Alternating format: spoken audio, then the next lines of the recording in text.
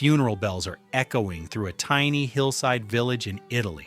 Mist hanging over the stone church. Everyone in deep black from shoes to shawls. I'm in the back row when this overconfident dad from Ohio walks in, sunglasses on, wearing a bright white golf polo and khaki shorts like he's here for a resort check-in. He whispers to his kid, dress code said formal and white's like classic, right? And actually finger guns at the coffin. The front pew just stiffens. One old nonna stares at him so hard the air temperature drops 5 degrees. He finally realizes he's the only light source in the room and slowly zips up his neon windbreaker over the white shirt. Honestly, the only reason the priest didn't stop the mass was because the dad already looked like God had personally sent him a dress code penalty flag. In Kyoto, outside a wooden temple, slow rain taps on the umbrellas as mourners file in wearing simple black suits and subdued kimonos.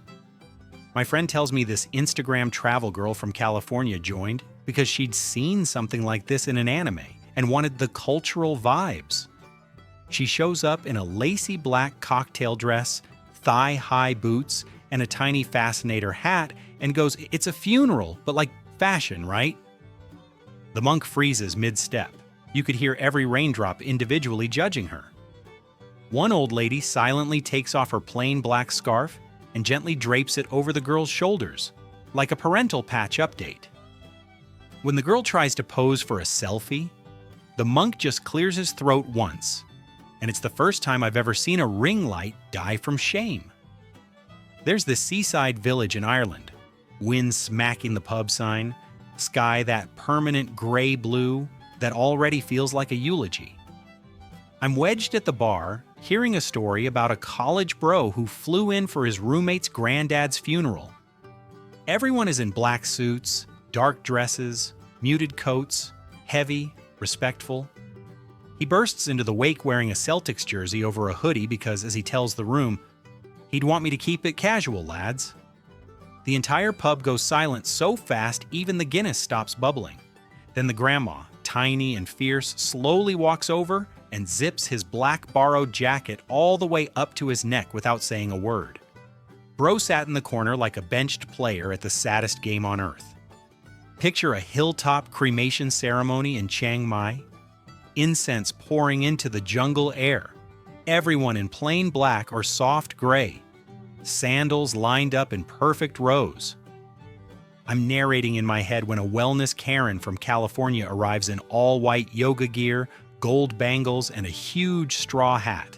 She whispers to her partner, "They said no bright colors, and white is for enlightenment, so I'm basically helping." Then she tries to cleanse the energy by doing a slow sun salutation next to the mourning family. A younger cousin steps forward, bows politely, and just says, "Today, we do not show our light. We share their darkness." She froze mid-downward dog. Even her crystals looked like they wanted to roll off a cliff. On a rainy morning in Amsterdam, a funeral procession moves along a canal, black coats and umbrellas forming this quiet, flowing line. I'm standing under an awning when a cruise tourist waddles up in a bright yellow poncho and flip-flops, holding a coffee the size of his head. He squints at the hearse and goes, "So is this like a themed boat tour or what?" Then he notices the church and adds, "Oh, funeral. Got it. Do they validate parking?" People just step away from him like he's radioactive. The canal boat captain, old guy with weathered hands, simply points at the black suits and murmurs, "We dress loud when we celebrate, not when we say goodbye." Dude finally shut up, and even the seagulls seemed relieved.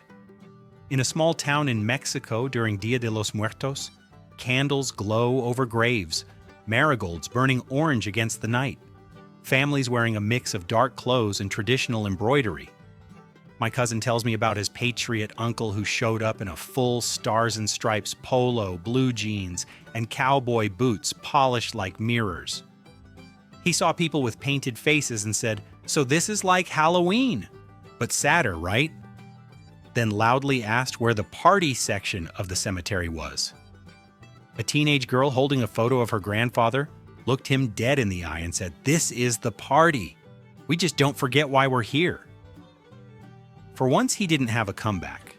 Just looked down and realized his flag shirt suddenly felt way too loud. High up in a Norwegian fjord village, the church sits above the water, slate skies folding over the cliffs, everyone dressed in black wool coats and dark traditional bunads. I'm sitting there while a business consultant type from New York, tailored black suit but neon running shoes, leans over to the local priest. "Have you guys ever considered color-coding guests by relationship tier?" he whispers. Immediate family in black, colleagues in dark navy, neighbors in charcoal, much more efficient for networking. The priest just blinks, like his brain had to buffer that sentence.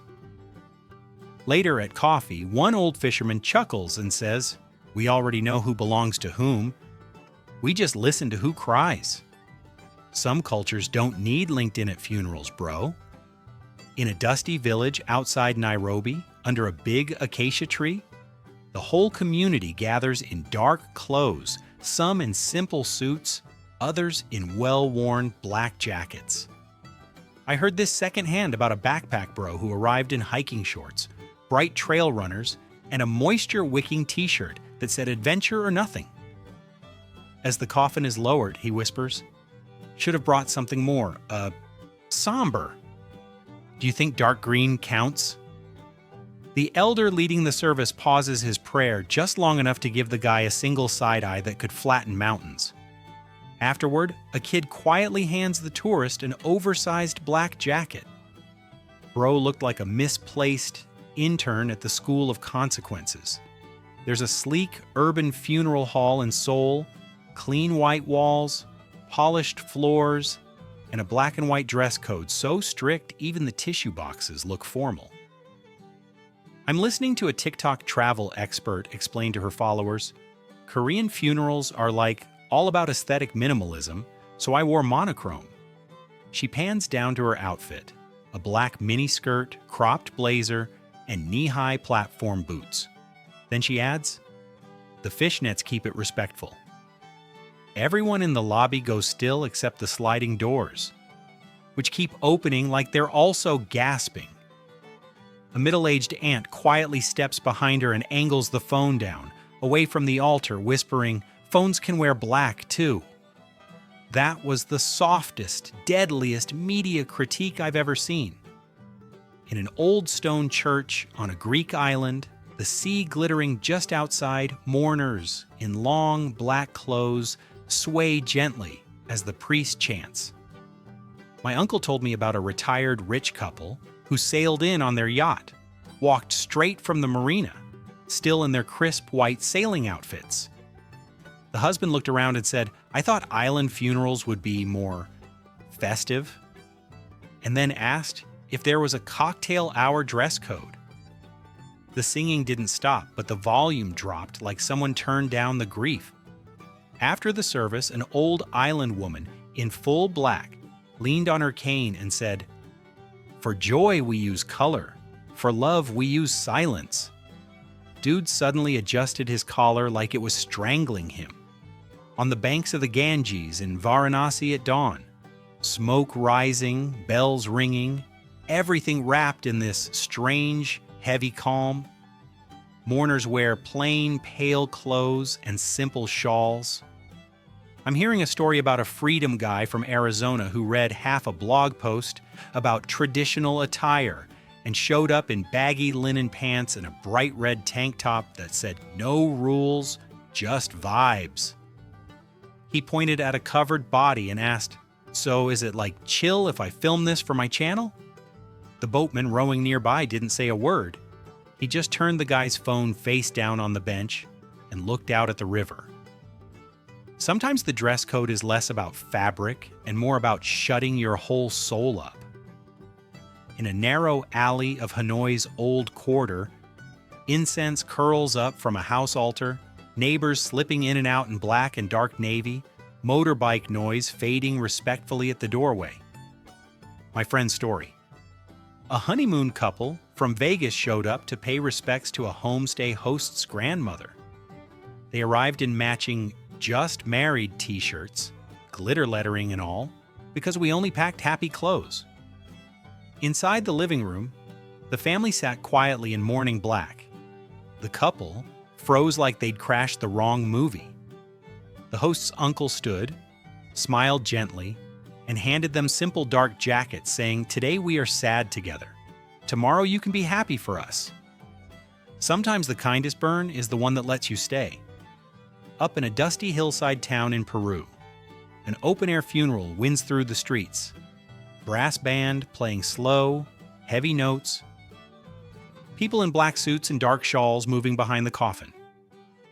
A complainer dad from New Jersey trails at the back, muttering, "Back home we'd have chairs, maybe some air conditioning," while tugging at his only black item, a faded rock band t-shirt with holes in it. He keeps asking, "Yeah, is there like a dress code memo?" A little boy carrying a framed photo of the deceased points at his shirt and says, "You are loud. Today we must listen." Dad shut up so quietly you could finally hear what the trumpets were trying to say. In a small Turkish town, a funeral prayer is held in the mosque courtyard. Rows of men in dark jackets and women in long, muted coats and scarves. The call to prayer floating over the rooftops. A minimalist adventurer wanders in wearing a plain black t-shirt, gray hiking pants, and neon orange barefoot shoes, toes all separated like traffic cones. He whispers to his friend, "Hey, they said no bright colors, but it's just the shoes, right?" Every kid in the courtyard stares directly at his feet like they're illegal fireworks. As the imam finishes the prayer, an old man nods at the shoes and says softly, "Our grief is heavy enough. Leave the bright steps for another day." Dude tucked his toes behind a pillar like they'd been exiled. Finally, in a windswept cemetery outside Lisbon, Atlantic waves crashing below. Black umbrellas huddled around a grave, the clouds doing their best Oscar performance. A movie fanatic had flown in to honor a distant relative and decided to wear a full black suit, but with a long, dramatic cape because it felt cinematic. He murmured, "Funeral scenes always have a cape. Man, like life should match his Netflix history." When the wind caught that cape and almost yeeted him into a headstone, everyone grabbed him at once, silently dragging him back. The old priest just shook his head and smiled. "Real grief doesn't need costume design, my son." Bro folded that cape over his arm like it had just been cut from the final edit.